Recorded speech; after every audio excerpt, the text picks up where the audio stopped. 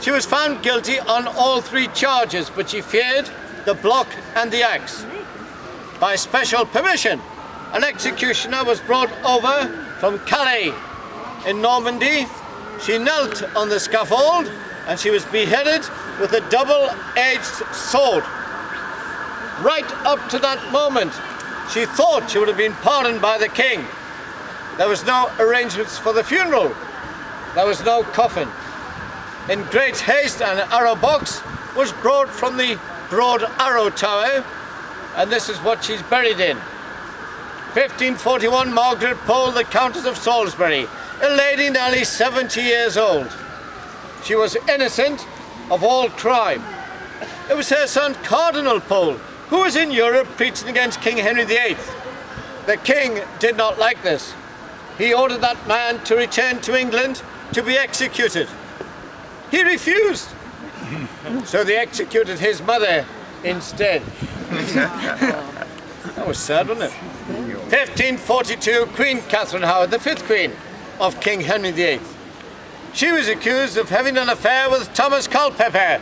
Thomas Culpeper was taken to Tyburn, better known today as Marble Arch, where he was hanged, drawn and quartered. The Queen was brought here and she said, "I die the Queen of England, but I'd rather die the wife of Culpeper, one blow of the axe straight off."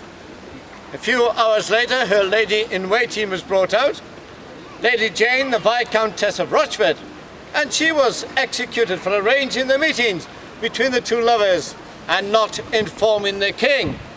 In those days, if you're going to choose a side, you had to make sure you were going to be on the winning one.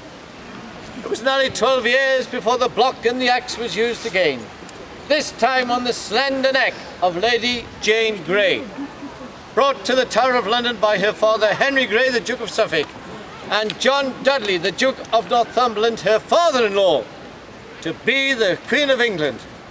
But after those 9 days, the supporters of Princess Mary, the first daughter of King Henry VIII, they said that she was the rightful queen.